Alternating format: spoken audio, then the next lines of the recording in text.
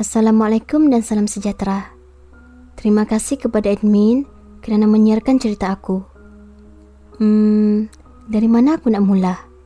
Aku pun kurang pasti. Kisah yang aku kongsikan ni, kisah benar yang terjadi dalam hidup aku. Akibat rasa tidak puas hati, bekas rakan serumah. Sebenarnya, aku pernah cerita tentang housemate aku, Nani, bukan nama sebenar yang pelik dan pengotor, di satu confession page beberapa bulan lepas. Dan dapat 35k share kalau tak silap. Sorry kalau salah. Kalau ada yang follow, mungkin ada yang perasan satu post tentang cerita housemate aku yang pengotor. Pengotor tahap dewa-dewi. Untuk yang tak follow, aku ringkaskan cerita. Ceritanya macam ni. Rumah aku dipenuhi ulat sampah yang banyak. Lepas seminggu aku tak balik rumah sebab pergi holiday. Dan housemate pelik. Aku marah di saat aku bersihkan rumah. Masa tu, dia kaut ulat sampah keliling dustbin tu, masuk dalam bekas plastik sambil cakap, "Gila ke apa? Kau nak buang makhluk hidup ni macam tu je? Cuba kalau aku ikat dan buang kucing kau yang kat luar tu, dan bawa Tupperware tu masuk bilik dia." Dan masa tu, aku ambil inisiatif untuk keluar dari rumah tu. Housemate aku tu gila lepas dia bunuh kucing aku Kifo dan tinggalkan pesanan, "Padan muka kau. Tahu kan kau macam mana aku rasa tiap kali kau bungkus ulat-ulat sampah tu. Lepas tu buang kat depan." Lebih kurang gitulah Nani cakap. Aku yakin dia baca post tu. Memang niat aku nak dia baca. Sebab aku tak tahu cara apa lagi untuk aku tegur perangai dia. Dan dia terus menerus serang aku kerana aibkan dia. Dipendekkan cerita, aku menyewa rumah lain tanpa housemate sebab aku dah serik. Takut dapat housemate gila macam dia. Pada mulanya, tak ada apa-apa jadi. Hidup aku aman damai, bahagia dan tersangatlah riang duduk sorang. Tapi aku silap. Aku mula dapat gangguan psikologi sebulan selepas pindah masuk rumah baru. 16 November 2016. Aku kerja di Kuala Lumpur dan kereta akan parking di basement. Parking basement office aku sangatlah suram. Lepas tu, tempat parking punyalah basah sampai kadang-kadang aku rasa parking aku ni tak ada bumbung dan dinding pun berlumut. Memang seriau lah kalau balik lewat. Dan di hari petang Rabu yang suram, ada 3 kepala ayam atas bumper kereta aku, beserta kain warna merah yang terikat dekat paruh ayam. Menangislah aku sambil cari security guard, minta dia tolong buang. 26 November 2016. Hari Sabtu. Hari yang bahagia dan hari makan banyak. Aku plan dengan kawan-kawan aku untuk keluar piknik ke PD. Pagi selepas solat subuh, aku start masak. Masa tengah masak tu, aku dengar macam ada orang ketuk pintu pagar rumah. Tapi aku ignore je. Masa ni, aku tinggal di apartmen. Jadi, aku assume bunyi tu datang dari rumah jiran. Dan aku teruskan masak. Tapi bunyi tu pelik. Ketuk 5 kali dan berhenti. Selang 5 minit, bunyi lagi 5 kali. Lepas tu berhenti.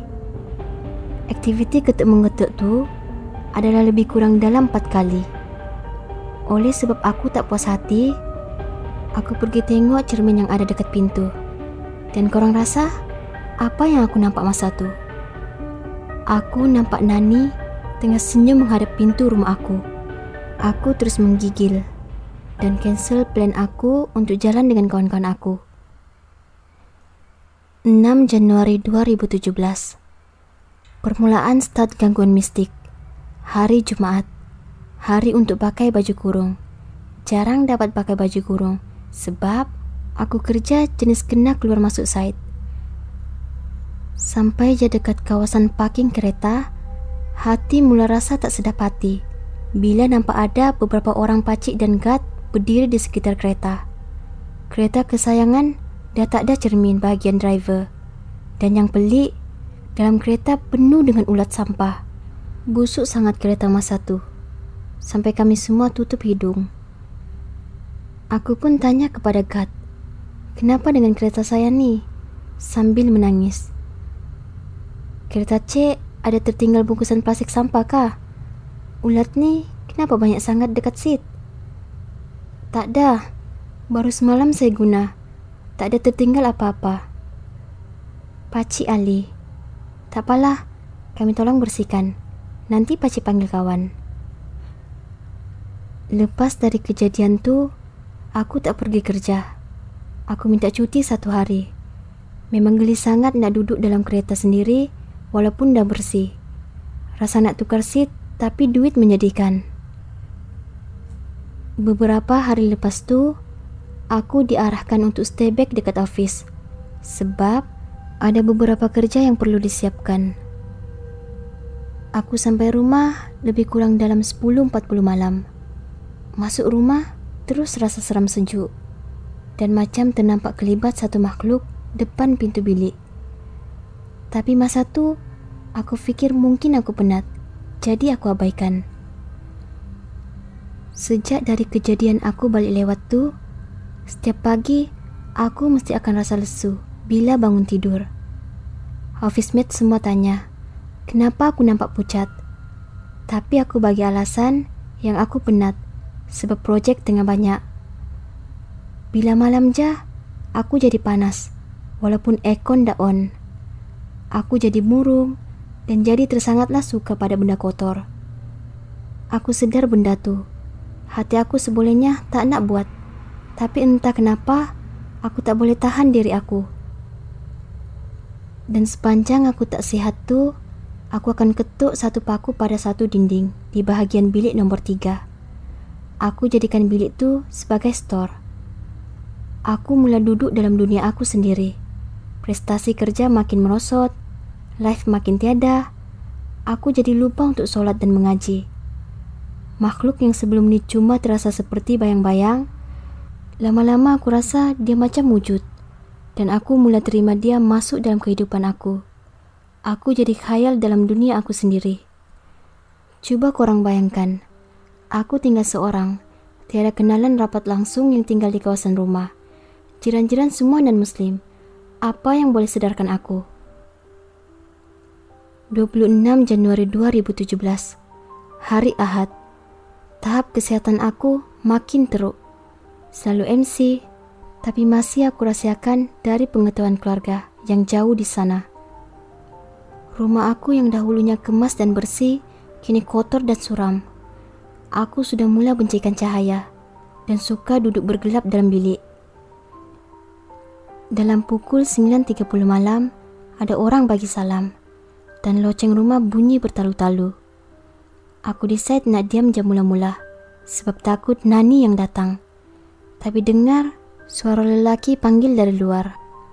Rupanya Pakcik Ali. Rujuk kes tarik 6 Januari 2017. Ada juga isteri Pakcik Ali, Cik Ma, dan seorang lelaki yang aku tak kenal. Aku bertanya kepada Pakcik Ali, macam mana Pakcik Ali tahu yang aku tak sihat? Dia sebenarnya dapat rasa ada sesuatu yang pelik jadi masa dia jumpa kereta aku penuh dengan ulat sampah hari itu. Dan alamat aku, secara senyap dia perhati pergerakan aku keluar masuk kawasan apartmen.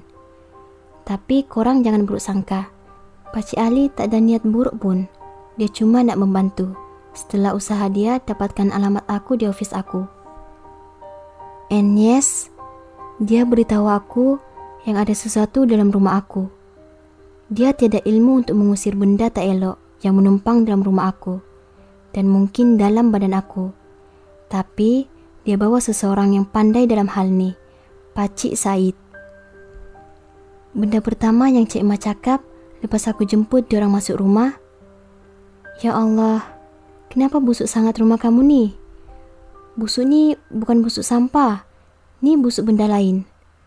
Dan aku tak bawa apa-apa pun masa tu.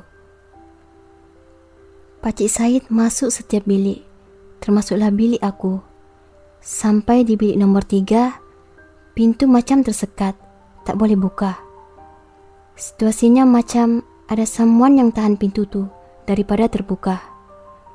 Aku tengok Pakcik Said baca sesuatu dan minta aku sendiri yang buka. Aku berjaya buka pintu dan serentak tu Cik Ma terus berlari ke sinki, muntah-muntah. Tapi yang pelik, aku langsung tak bawa apa-apa. Di dinding penuh paku. Di satu sudut, tuala wanita yang aku tak basuh. Minta maaf, aku betul-betul tak sedar apa yang jadi pada aku dan tuala wanita aku ni. Dan ada bangkai-bangkai tikus di sekitar bilik. Apa yang jadi antara aku dan tikus-tikus ni tak usahlah aku ceritakan. Sangat-sangat jijik. Mereka mulakan aktiviti pembersihan kawasan rumah. Dan aku macam tak sedar dengan apa yang jadi. Tapi aku masih boleh ingat flow kejadian tu. Pelik. Sampai di saat Pakcik Said mencabut paku-paku di dinding, aku mula rasa tak selesa. Dan secara tak sedar, aku mula menjerit sebab aku rasa sakit yang teramat sangat. Aktiviti membuang dan merawat selesai dalam 2 pagi. Tapi ikut kata Pakcik Said, dia tak mampu buang dan rawat semua. Dia cuma boleh tolong apa yang mampu. Si pelaku nak jadikan aku sama jenis dengan diri dia, suka pada benda kotor. Kalau ada yang blur, maybe korang boleh cari balik post confession aku tu. Baru korang boleh faham kaitan antara aku yang tengah sakit dan Nani. Sorry admin, tak ada niat nak promote page lain, cuma nak bagi pembaca faham. Aku masih amalkan surah-surah dan ayat pendinding yang dibekalkan Pakcik Said. Cuma kadang-kadang aku masih rasa ada yang memerhati aku dalam rumah tu. Dan tanpa pertolongan Pakcik Ali, aku rasa mungkin aku dah tahu wujud dalam dunia ni. Masa aku tak sihat, selalu sangat aku rasa nak terjun dari balkoni rumah aku, tingkat 11. Apa yang aku kongsikan ni, ambil jadi pengajaran. Silap aku kerana confession tu, makan diri aku sendiri. Dan sampai sekarang, aku masih lagi berubat dengan Pakcik Said. Aku pindah rumah dan Mak ambil keputusan untuk temankan aku di KL sampai aku betul-betul sihat. Mak cadangkan aku minta maaf pada Nani. Dan Mbak Nusia jangan dibuat main, kata Mak. Tapi aku masih belum ada kekuatan dan tak tahu macam mana untuk jumpa dan bersemuka dengan dia. Takut dia sembur-sebur benda lain pula dekat aku nanti. Kalau ada di antara pembaca yang tahu mana tempat rawatan atau perawat yang boleh membantu, mohon sangat share di komen. Aku memang perlukan pertolongan korang. Sekian.